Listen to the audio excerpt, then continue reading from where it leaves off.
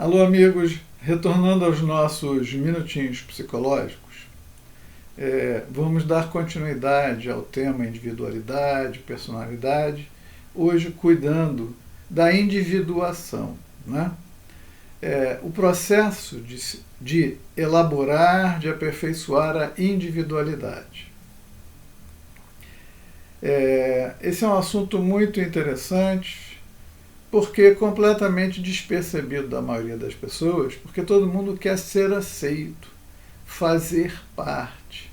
A juventude hoje se esforça para ser aceita em grupos e tolera, permite, consente e às vezes impõe padrões absolutamente errados, equivocados, para ser aceita num determinado grupo, num determinado segmento filosófico, um simples grupo de amigos.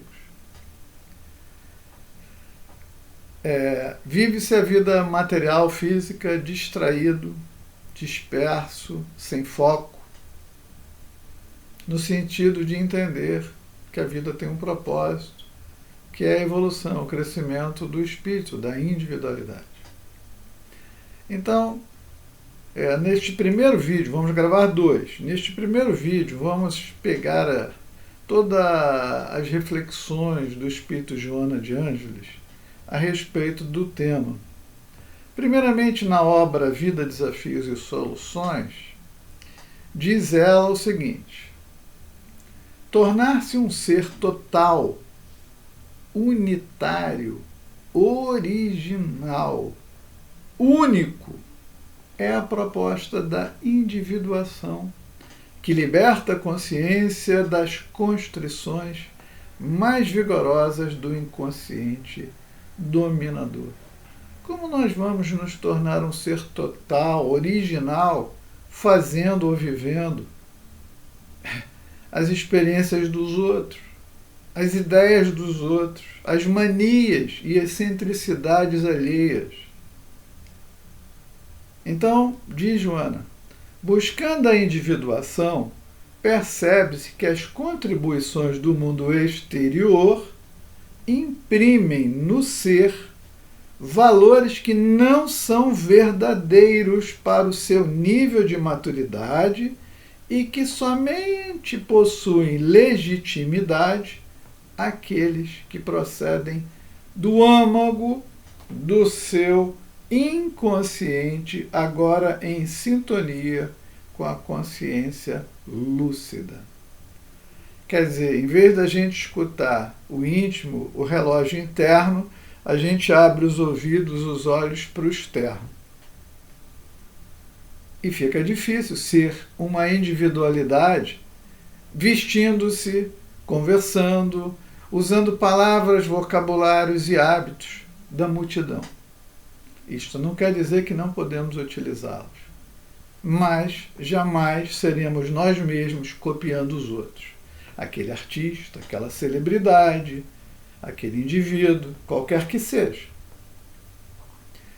Aprofundar a busca no oceano do inconsciente para eliminar os conflitos decorrentes das várias ocorrências passadas, as atuais dessa presente encarnação e das reencarnações anteriores.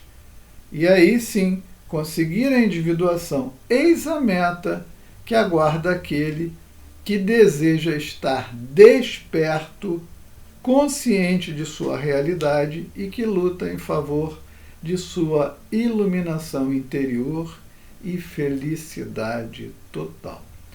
Aqui é interessante ela usar essa expressão felicidade total, porque no Livro dos Espíritos, quando os espíritos superiores falam a respeito dos espíritos puros, dizem que eles gozam, os espíritos puros, de felicidade inalterável.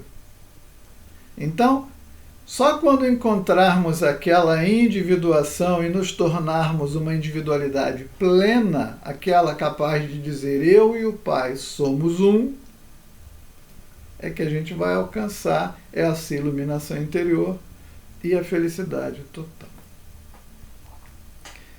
Na obra Triunfo Pessoal, Joana nos diz que a individuação é um convite severo ao ser humano que deve aprofundar reflexões em torno de sua existência como ser real e não imaginário ou fugaz, que é construtor das próprias realizações e que responde pelas consequências mórbidas da conduta irregular.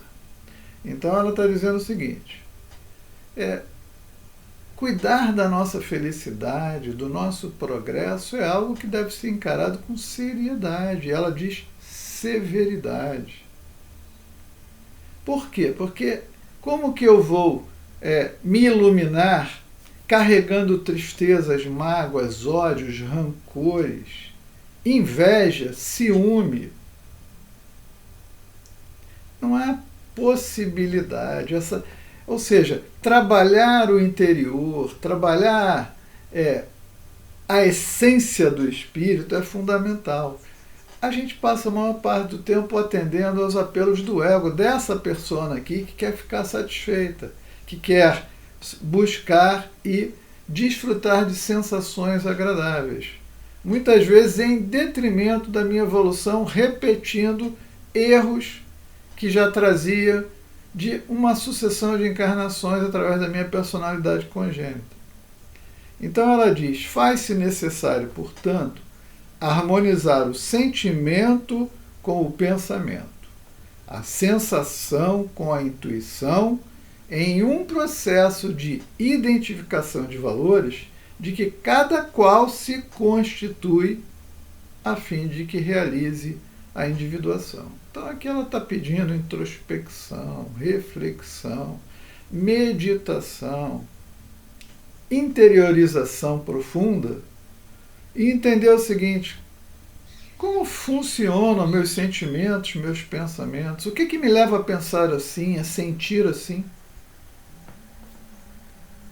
Por que eu tenho esse tipo de ideia, às vezes adequada, às vezes totalmente imprópria?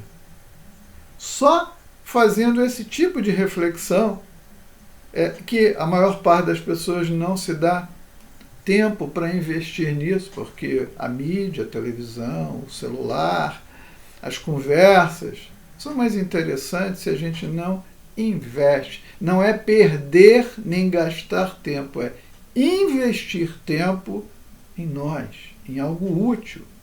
Então ela diz: a viagem na busca da identidade, da individuação, conscientiza o ser para alcançar a luz, né?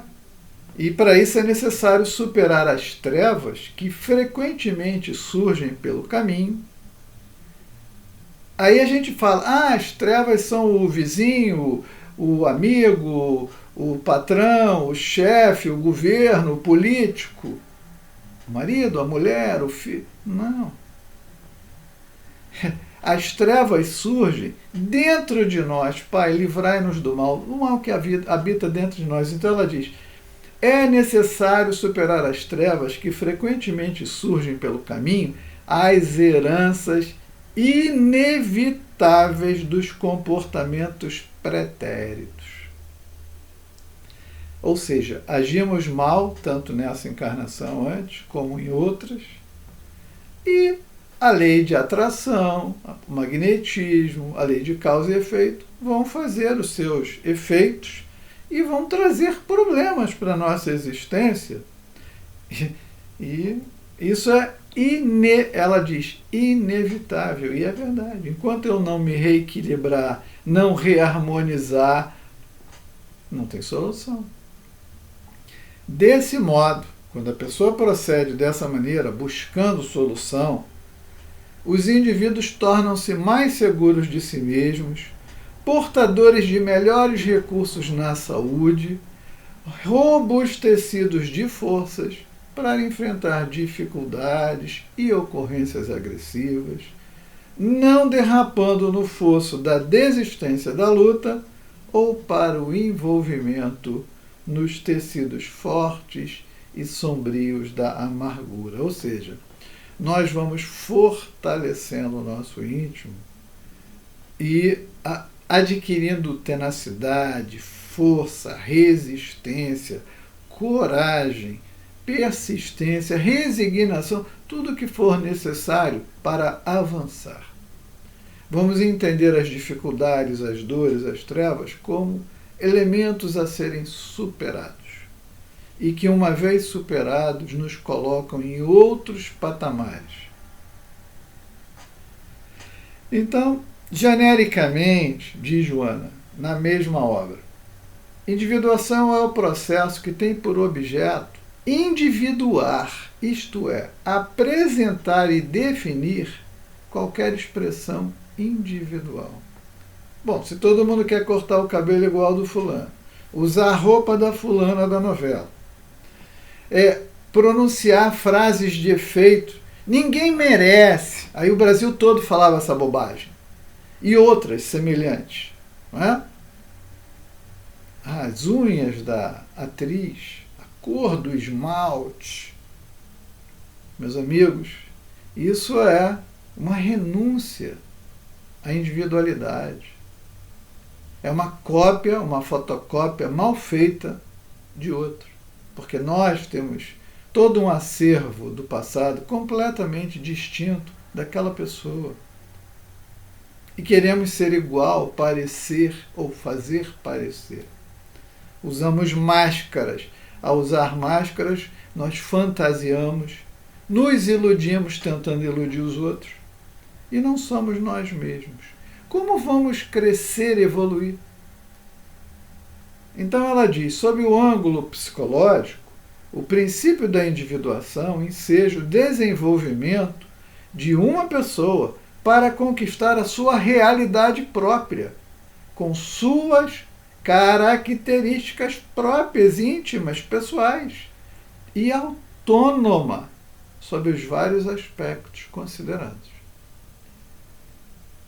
Ela acrescenta, falando a respeito do Dr. Carl Gustav Jung, e diz que ele considera a individuação como sendo todo um processo intrapsíquico, duradouro e autônomo, através da qual a psique consciente assimila os conteúdos que permaneciam inconscientes na área imensa do inconsciente pessoal e coletivo. Bom, nós devemos à humanidade grande admiração e respeito ao Dr. Jung. Mas, eu acho que ele foi muito longe, muito feliz nas suas observações, estudos. Agora, ele não tem a visão da questão da espiritualidade, da imortalidade da alma, ou ele não trata na sua obra, a gente percebe que ele tem, mas não quis fazer essa confusão. Então, ele, como um cientista, ele trata a coisa sem a percepção da lei de causa e efeito, do processo de reencarnação. Então, muita coisa vai para aquilo que ele chama da área do inconsciente pessoal e coletivo. E aí, é diferente pelo seguinte, eu sou influenciado, você é influenciado pelas suas vivências, não apenas desta existência, como de muitas outras. E essas existências, esses arquivos, eles ficam interagindo, e muitas vezes por uma questão de um ruído, um cheiro, um som, uma música, um fato, aquilo remete ao passado e volta, e a gente processa de acordo com aquilo. Está no inconsciente, vamos chamar assim, mas essa não é a verdade, está nos arquivos do espírito, como informação, que, se útil, deve ser aproveitada e usada. Se inútil, deveria ser abandonada. Então, diz, que a individuação é o momento da conquista da consciência, do discernimento claro, da conscientização de si mesmo. E aí Joana diz o seguinte, esse processo pode dar-se naturalmente, se você faz esse esforço, se eu faço esse esforço de autoconhecimento, de autoobservação, de autoanálise, Muitas vezes a pessoa não tem disciplina, não tem equilíbrio, e aí ela recomenda uma cuidadosa psicoterapia. E, obviamente, ela diz, graças a esta conquista, pode separar-se a personalidade individual do coletivo, ao tempo em que se adquire consciência de responsabilidade social e humana pelo coletivo. Olha só, olha que interessante o que ela está dizendo. Eu entendo, dentro dos princípios da doutrina espírita, por exemplo, lá no Evangelho segundo o Espiritismo, no capítulo do dever, diz o seguinte, a criatura humana tem o dever primeiramente para consigo mesma e em seguida para com as outras. Óbvio, como é que eu posso amar ao próximo se eu não me amo? Como é que eu posso ajudar alguém se eu estou destruído, desabado? Então, ela diz que quando eu me torno um ser pleno, indivíduo, isso não quer dizer que eu sou egoísta. Eu passo a ter muito mais capacidade e responsabilidade pelo coletivo. Eu entendo que, na verdade, nós estamos juntos. E que o universo, o mundo, o planeta, a família, a empresa, a casa espírita, ela é melhor a partir do momento que cada um é melhor. Eu, no ato que melhoro, torno tudo que está à minha volta melhor. Então, esse esforço individual também se repercute no coletivo. A busca da individuação, diz Joana, constitui o grande desafio existencial, especialmente para aqueles que conduzem as pesadas cargas procedentes das reencarnações passadas, que desencadeiam conflitos e tormentos que necessitam de conveniente psicoterapia a fim de serem superados, já que esses fatores ultrapassam os conhecidos conteúdos responsáveis pelos transtornos neuróticos e psicóticos. Então aqui ela diz o seguinte, a ciência, né, a psicologia, a psiquiatria, ela olha o indivíduo da gestação ou do nascimento até o momento presente. E ela está dizendo que, na verdade, o conteúdo é muito mais amplo, porque pega o espírito, a individualidade, todas as suas existências, e o que aquilo tem de carga equivocada, erro, problema, drama, a ser processado, resolvido. E que aí a abordagem tem que ser muito mais profunda, né? E as pessoas às vezes querem, isso aí é uma síndrome disso, é um TDA. Não. Às vezes a coisa é muito mais complicada do que as pessoas imaginam. E aí ela diz, no espírito, portanto, estão as causas profundas do desequilíbrio que deve ser revertido durante o processo libertador pela individuação. Quando eu busco me conhecer, me trabalhar, eu crio elementos suficientes para resolver os dramas atuais e do passado. Então, essa é uma abordagem feita pelo Espírito Joana de Anjos, onde estamos fazendo alguns comentários. A seguir, vamos apresentar esse mesmo processo sobre a ótica do Espírito Hamed, que eu convido vocês a assistirem, porque as abordagens dele são algumas semelhantes, outras completamente diferentes dessa que estamos conversando aqui. Muita paz.